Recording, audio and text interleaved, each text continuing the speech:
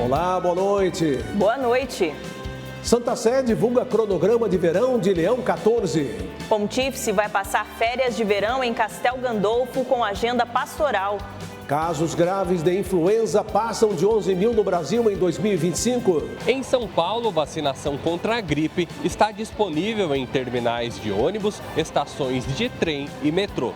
Descontos questionados no INSS pelos aposentados. Prazo para que associações e sindicatos se justifiquem é de 15 dias. Pesquisa revela novos comportamentos de consumidores de brechós em Minas Gerais. Imagem peregrina de Nossa Senhora de Fátima é recebida na paróquia Santo Antônio, em Cachoeira Paulista.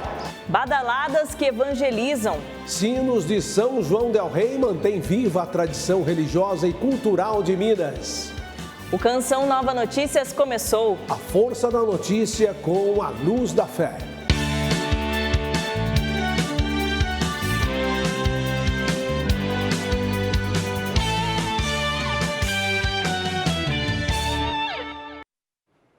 A Santa Sé divulgou o cronograma de verão do Papa Leão XIV. O pontífice passará o período de descanso em Castel Gandolfo, tradicional residência de verão dos papas, com compromissos pastorais previstos para julho e agosto. De acordo com o comunicado, da tarde do último domingo, Papa Leão XIV vai para o Castel Gandolfo, município próximo a Roma, para um período de descanso nas vilas pontifícias. No texto consta que no domingo, dia 13 de julho, ele celebrará a missa na paróquia pontifícia de São Tomás de Vila Nova, seguida da oração do Ângelus na Praça da Liberdade, em Castel Gandolfo. As atividades continuarão no domingo, 20 de julho, quando o Papa celebrará a missa na Catedral de Albano e novamente rezará o Ângelus na Praça da Liberdade. Neste mesmo dia, na parte da tarde, ele retorna ao Vaticano. A Santa Sé informou também que durante o mês de julho, as audiências privadas e as audiências gerais das quartas-feiras estão suspensas, retomando as audiências gerais na quarta-feira, 30 de julho. Dezenas de papas ao longo dos séculos passaram os meses de verão no Lago Albano, onde as temperaturas costumam ser cerca de 10 graus mais baixas do que em Roma, que sente o calor de até 35 graus do sol no Mediterrâneo. Ao ir ao Castel Gandolfo, o Papa Leão XIV reinicia uma tradição de verão alterada por Francisco. O Vaticano possui uma residência papal e jardins ao redor em Castel Gandolfo desde 1596. São 55 hectares de propriedade com apartamentos oficiais, jardins em estilo renascentista, uma floresta e uma fazenda de laticínios em funcionamento. O Papa Francisco transformou o Palácio Papal Oficial em um museu. O porta-voz do Vaticano, Matteo Bruni, informou que o Papa não ficará no palácio, que continuará sendo um museu, mas sim em outra propriedade do Vaticano. Dos dias 15 a 17 de agosto, o Papa retornará ao Castel Gandolfo. Na sexta-feira, celebrará a missa na paróquia pontifícia e, em seguida, o Ângelus será rezado na Praça da Liberdade. No domingo, 17 de agosto, o Ângelus será rezado novamente na mesma praça e, à tarde, o pontífice retornará ao Vaticano. De Roma, da Nubia Gleiser, para o Canção Nova Notícias. A Comissão para os Textos Litúrgicos da Conferência Nacional dos Bispos do Brasil se reúne até amanhã em Brasília para atualizar com fidelidade os textos do lecionário. Nossa equipe conversou com Dom Alberto Taveira sobre os avanços dessa atualização. A Comissão Episcopal de Textos Litúrgicos da CNBB está reunida esta semana aqui em Brasília para fazer a revisão do lecionário, não é isso mesmo, Dom Alberto Taveira? Nós temos a alegria de estar juntos e nos reunimos com muita frequência, seja cada um na sua sede ou seja presencialmente aqui na CNBB, porque já trabalhamos muitos anos na tradução do missal e há uma determinação muito sábia da Santa Sé que se use em cada país um texto único da tradução da Bíblia. Então, é a tradução oficial da CNBB. Com isso, nós estamos trabalhando para que os lecionários sejam adaptados exatamente à tradução da CNBB. Então, os biblistas trabalharam muito nessa tradução e cabe a nós, na Comissão de Tradução de Textos Litúrgicos, fazer eventuais adaptações necessárias para o uso litúrgico, com relação à proclamabilidade, à compreensão maior do povo de Deus. Então nós revemos tudo que está sendo feito em função da publicação de 3 volumes dos lecionários dominicais. Atualmente, a Igreja no Brasil tem um lecionário dominical para A, B e C. A partir do advento deste ano, nós teremos um volume para o ano A. Estamos trabalhando nisso. Então é um trabalho contínuo e muito importante e muito bonito, porque a equipe é muito coesa. Então é muito fácil de trabalhar junto com os bispos, porque nós somos 5 bispos que devemos passar parágrafo por parágrafo, votar, porque não pode ir adiante se não tiver a maioria, mas graças a Deus nós já temos muito trabalho feito juntos, então é muito fácil elaborar esse trabalho, porque existe uma coesão dos tradutores. Muito obrigado, Dom Alberto. De Brasília, Francisco Coelho para o Canção Nova Notícias. A Câmara dos Deputados aprovou o requerimento de urgência que derruba o novo decreto do IOF publicado pelo Executivo na semana passada. Vamos chamar a repórter Aline Campelo, que está ao vivo e traz mais informações. Boa noite, Aline. Uma ótima noite, Fernanda, e a todos. A votação desta segunda-feira teve ampla participação dos deputados. Foram 346 votos a favor e 97 contra o requerimento de urgência apresentado pelo líder da oposição, o deputado Zucco. Parlamentares da base se manifestaram contra a proposta e afirmaram que o Congresso está se posicionando contra a taxação dos mais ricos. Também houve críticas à possibilidade de novos cortes de despesas. A alta do IOF reacendeu o desgaste entre o Executivo e o Legislativo. O governo quer aumentar a arrecadação e zerar o déficit sem ampliar o corte de gastos. Só no mês passado, 30 bilhões de reais foram bloqueados. O mérito do projeto só deve ser analisado no fim do mês. Isso porque na próxima semana o Congresso deve ter atividades esvaziadas por causa das festas de São João. E atenção para outro assunto, a partir de amanhã o FGTS começa a liberar a última parcela do saque aniversário. Mais de 8 milhões de trabalhadores serão beneficiados. Os pagamentos seguem até sexta-feira e devem ser retirados até o dia 27 de junho. São essas as informações por hoje. Volto com você no estúdio em Cachoeira Paulista. Obrigada, Aline. Boa noite, bom descanso. Seguimos acompanhando, então, essas informações. Aposentados e pensionistas do INSS que contestaram os descontos nos pagamentos já podem consultar as respostas das entidades nos Correios. Associações e sindicatos têm até 15 dias para apresentar uma justificativa.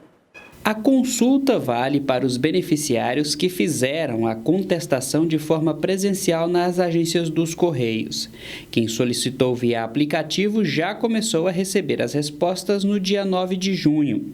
As entidades devem apresentar comprovantes de associação e autorização de descontos nos pagamentos de aposentados e pensionistas. Caso nenhum documento seja apresentado, o INSS vai abrir um processo para a restituição dos valores descontados de forma irregular. Das 43 entidades, 15 não apresentaram respostas ao INSS. A estimativa do governo é de ressarcimento de valores superiores a 2 bilhões de reais. 3 milhões de pessoas já apresentaram contestações. Os pedidos podem ser feitos no aplicativo Meu INSS ou nas agências dos Correios de forma presencial. A Fundação Pontifícia Ajuda a Igreja que Sofre se manifestou sobre os ataques militares que tiraram a vida de mais de 200 cristãos na última sexta-feira na Nigéria. Líderes religiosos do país africano pedem apoio da comunidade internacional para evitar a eliminação da presença cristã na região. Entre as intenções de oração do Papa Leão XIV no Ângelus do último domingo, o Santo Padre rezou pelas vítimas do massacre na Nigéria. Em seu discurso, fez um apelo especial pelas comunidades cristãs rurais do estado de Benue, duramente atingidas pela violência, e pediu orações para que a segurança, a justiça e a paz prevaleçam naquele país africano. Prego affinché la sicurezza, la giustizia e la pace prevalgano in Nigéria. Segundo a Fundação ACN, a Nigéria tem 46% da população cristã, 46% muçulmana e o restante segue religiões tradicionais. Nesse contexto, grupos extremistas têm utilizado a violência como estratégia para forçar os cristãos a deixarem a região. Os ataques mais recentes atingiram famílias que já haviam sido deslocadas por conflitos anteriores. Esse grupo cristão, eles já foram atacados, eles já fugiram. E por que eles foram atacados novamente? Porque existe realmente uma campanha para, nesses lugares, acabar com a presença cristã. Não foi um confronto, né? Quando você tem um confronto, você tem os dois lados armados. Lá não, você só tinha um lado que chegou armado, que chegaram com armas, que chegaram com facas, incendiaram. Os agressores atacaram famílias inteiras, como a de Fidelis Adid, que perdeu 5 parentes naquela noite de horror. Talato Agauta é uma das sobreviventes. Grávida, ela busca o que comer entre os destroços de um armazém de grãos incendiado durante os ataques. Criada para oferecer apoio onde a igreja local não consegue se manter sozinha, a Fundação ACN desenvolve um trabalho contínuo nas comunidades cristãs na Nigéria, para ajudar a população a se reerguer e a superar os traumas da perseguição. Na Nigéria, agora nós ajudamos também com alimentação, com cuidados médicos, com refúgios para esses cristãos. A ACN ajuda para que tanto os padres acolham essas pessoas traumatizadas, deem um apoio não apenas religioso, mas também um apoio psicossocial. Então, com terapias, com apoio psicológico mesmo. A Fundação Pontifícia também investe na educação como caminho para a paz. Muitas das escolas apoiadas pela ACN têm sido fundamentais para formar uma nova geração, mais consciente e pacífica. Muitas escolas que ajudam a igreja local a construir é também para que cristãos e muçulmanos possam crescer, possam ser educados juntos, né? E com isso as crianças também aprendem a conviver, né? Os cristãos com os muçulmanos. Isso certamente ajuda a criar uma geração mais pacífica. O Brasil já registrou quase 12 mil casos graves de influenza em 2025.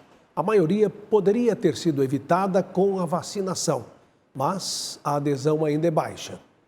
É rotina de Tatiane passar por esse terminal de ônibus na zona sul de São Paulo. Hoje ela aproveitou para se vacinar contra a influenza. Às vezes no dia a dia a gente não tem tempo para ir até a UBS, então é muito bom eles disponibilizarem isso em um local onde a população está sempre passando, né? Mesmo em meio à típica correria paulistana, muita gente resolveu parar alguns minutos para se prevenir. Muito bom, porque durante a semana a gente não tem tempo, né? Que a correria sai da madrugada, volta à noite, é muito bom. Prevenir, né? Até as crianças, não passar a gripe para as crianças. Os mais velhos, os idosos, né? Então eles ficam mais protegidos. Além das unidades básicas de saúde da capital paulista, a vacinação contra a gripe está disponível para a população acima dos 6 meses de idade em locais de grande circulação, como terminais de ônibus, estações de trem e metrô.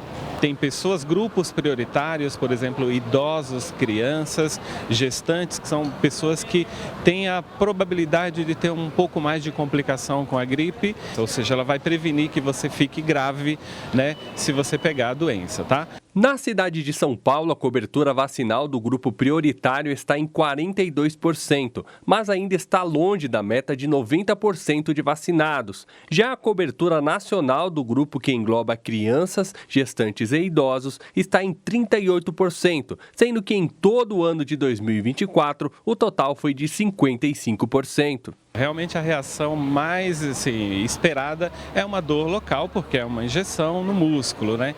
Mas a vacina, é importante deixar claro que a vacina ela é feita de partículas do vírus, ou seja, o vírus ele não é vivo. Então, logo, jamais a vacina tem condição de causar gripe. No site prefeitura.sp.gov.br é possível verificar os horários e locais de vacinação na capital paulista, seja nas unidades básicas de saúde ou nas estações de trem, do metrô e dos terminais de ônibus, onde acontece a campanha. Façam um esforcinho, vão se vacinar, porque os casos de gripe estão aumentando, estão muito fortes e é importante que a população esteja sempre vacinada.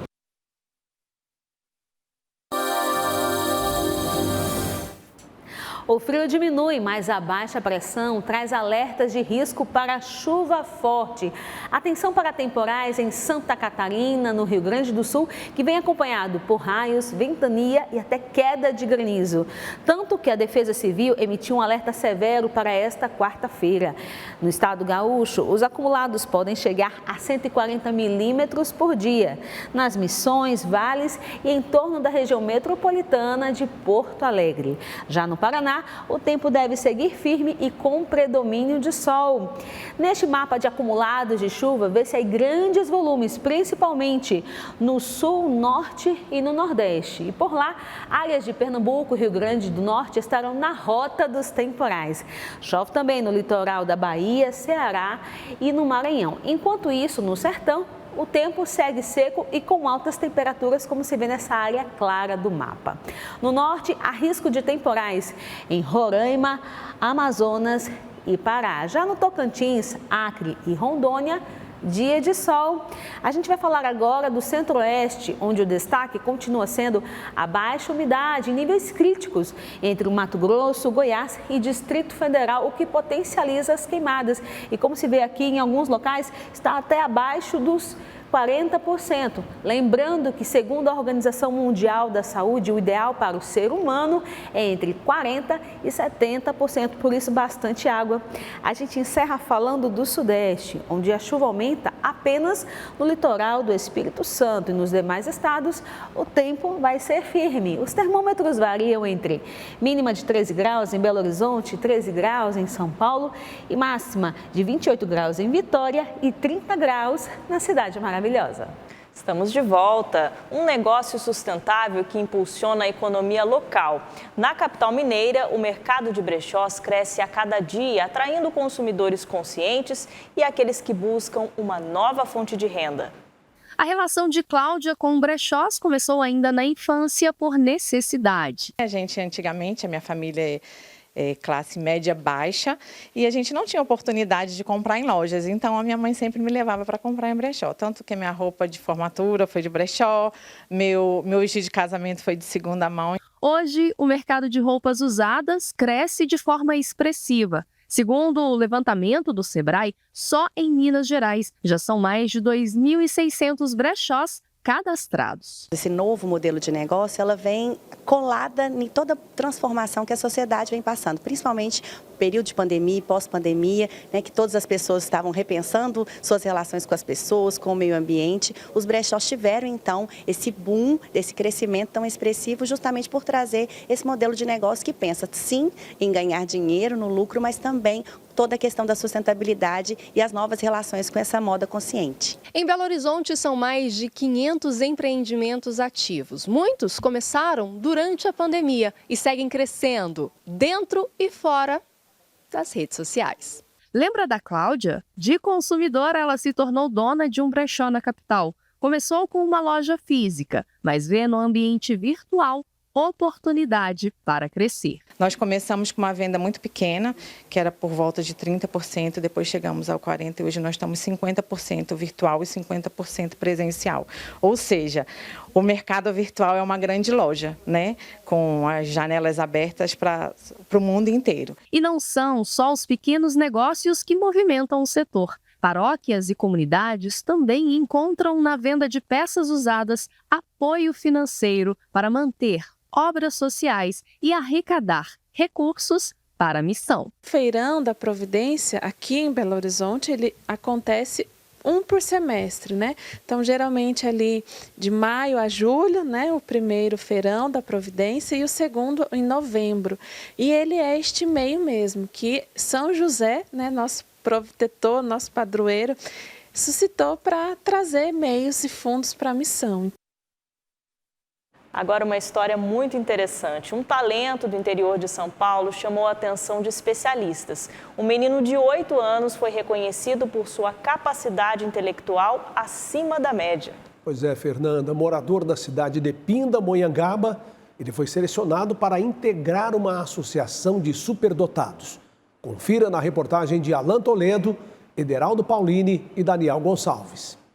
Arthur ama brincar com os Legos, conversar e exibir sua coleção de brinquedos, alguns criados por ele mesmo.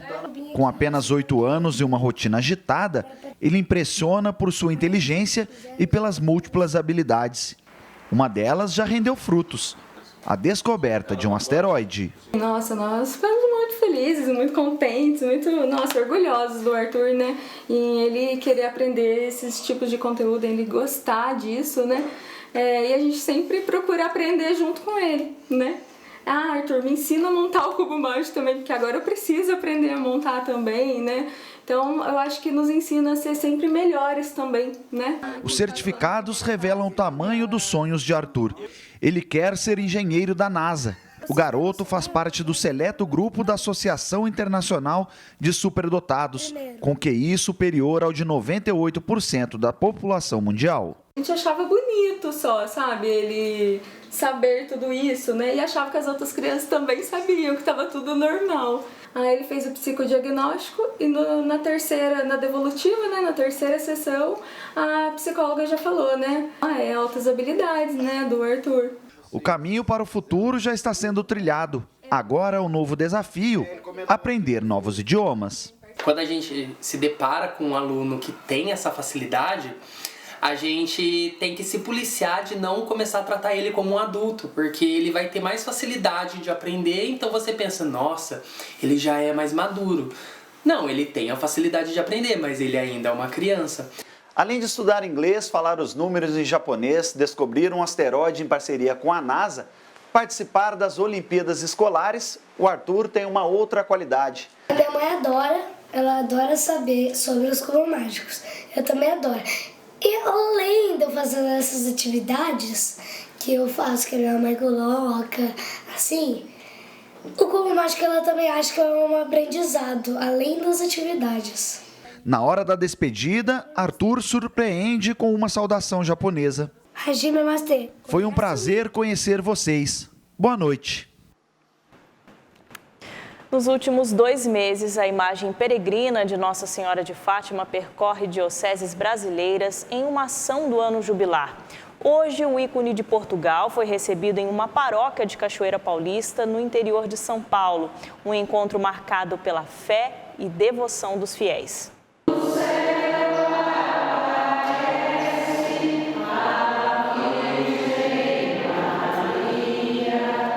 Terço na mão e o coração voltado para Nossa Senhora de Fátima. Assim foi a manhã dos fiéis da paróquia de Santo Antônio, em Cachoeira Paulista.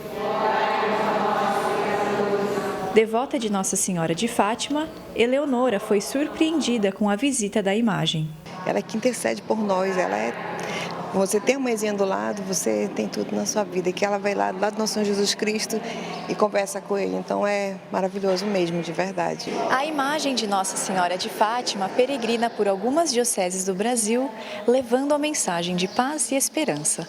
Na diocese de Lorena, no interior paulista, a imagem é recebida com fé e devoção pela comunidade da paróquia Santo Antônio, em Cachoeira Paulista. Foi uma alegria, poder receber essa imagem peregrina, como diz a carta de apresentação, a terceira imagem peregrina que anda para o mundo inteiro e nossa comunidade. Por isso, durante todo o dia, os grupos marianos vão estar aqui rezando diante dessa imagem. Todas as terças-feiras, Leonor faz a novena perpétua à Nossa Senhora Aparecida.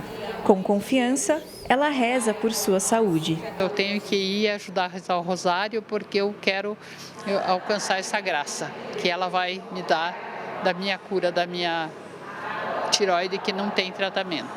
Até 15 de julho, a imagem peregrina seguirá em viagem pelo Brasil.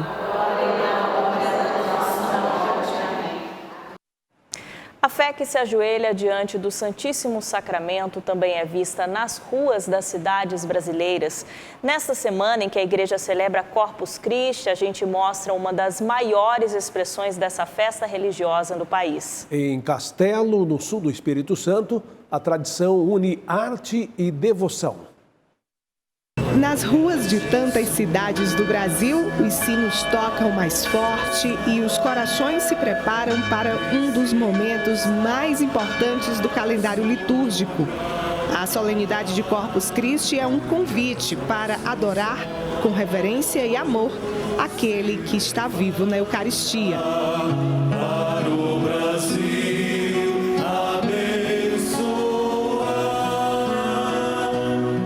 Celebrar Corpus Christi é vivenciar a presença real de Jesus que caminha conosco. E quando essa fé se mistura com arte e mãos unidas em oração, o resultado é uma beleza que chega ao céu por meio da contemplação do mistério vivido na construção dos tradicionais tapetes. É o que acontece todos os anos na pequena e fervorosa cidade de Castelo, no sul do Espírito Santo. Uma tradição que ganha há 62 anos o título de maior festa de Corpus Christi do Brasil. É mostrar a beleza encaixada com a fé, com a religiosidade e a evangelização cada dia mais do povo. Com pouco mais de 35 mil habitantes, a cidade vive uma verdadeira transformação. Ruas inteiras se tornam tapetes coloridos, simbólicos e sagrados. São mais de 2 quilômetros de quadros feitos com pó de café, areia, serragem, entre outros materiais. Tudo preparado para receber Jesus Eucarístico. Então, nós temos 17 quadros de 25 metros, mas atrelado a ele vem a passadeira, que é comprida. Para você ter ideia, nós temos passadeira que chega a atingir 120 metros de comprimento. Em 2025, a expectativa é ainda maior. Paróquias, escolas, famílias e voluntários já se organizam para receber o Senhor. Uma festa que envolve não apenas a comunidade local, mas atrai milhares de fiéis, turistas e devotos que vêm de várias partes do Brasil para testemunhar esse espetáculo de fé. E a TV Canção Nova estará presente em Castelo com uma cobertura especial de toda essa preparação. Vamos mostrar ao vivo os bastidores, os detalhes dos tapetes e principalmente o momento mais importante, a procissão com o Santíssimo Sacramento, que transforma a cidade num altar a céu aberto. Nós preparamos a festa, então a gente agradece a vocês de estar dando essa oportunidade de estarmos sendo visualizado, não só no Brasil como no mundo, que a gente sabe da expansão que vocês têm, e estão todos convidados a comparecer em Castelo.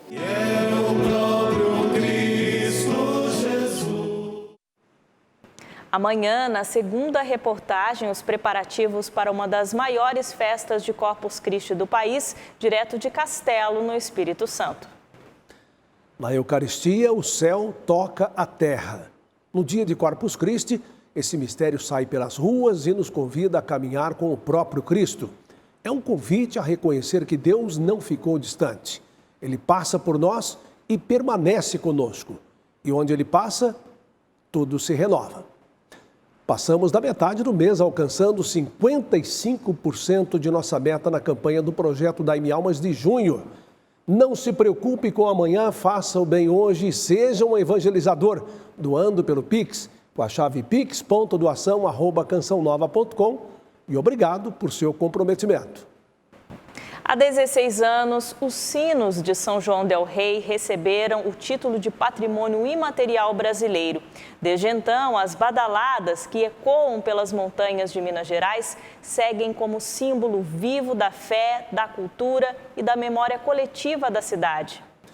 A reportagem é de Emerson Tersigni, Messias Junqueira e Luiz Carlos dos Santos.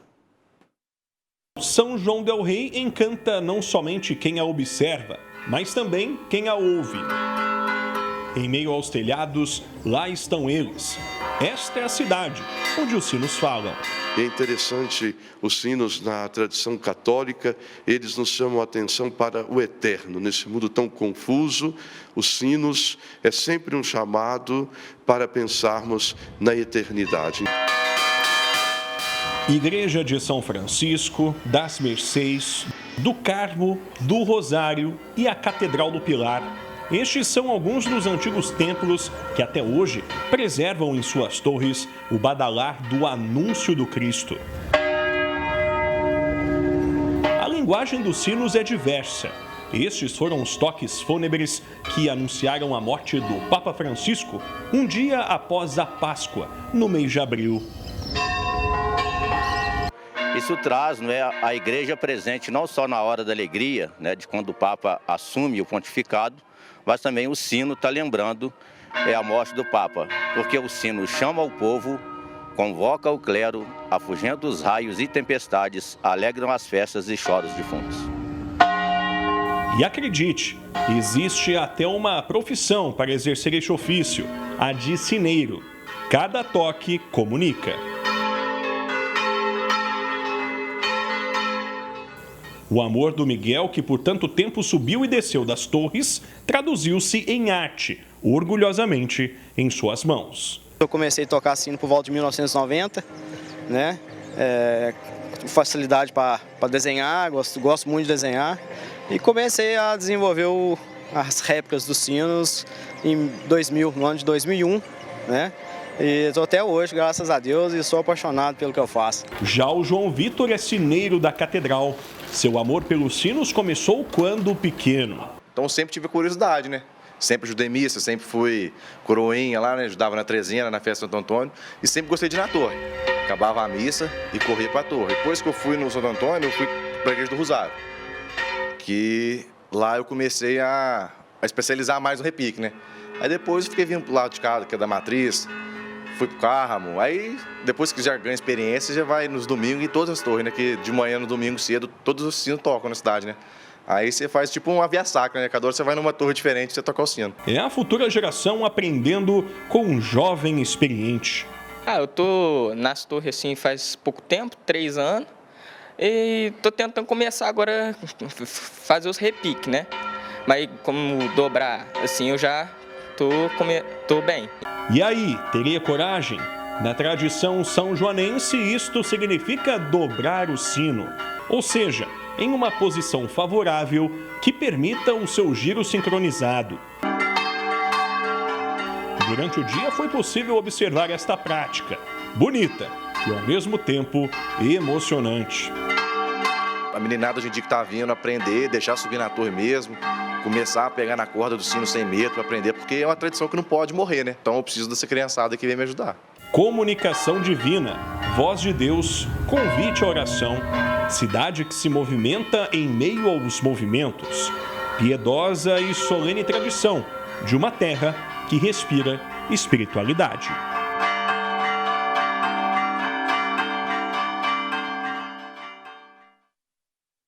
Reportagem bonita, um ofício maravilhoso, mas todo cuidado é pouco para tocar esses sinos lá em cima, hein? É claro, e sendo passado de geração em geração, muito interessante. Reveja as reportagens no portal noticias.cançãonova.com ou no YouTube, @Canção Nova Jornalismo. Assista em instantes, às 8 horas, ao programa Pra Ser Feliz, com o padre Adriano Zandoná. Excelente noite e até amanhã, com a graça de Deus. Boa noite e paz para você.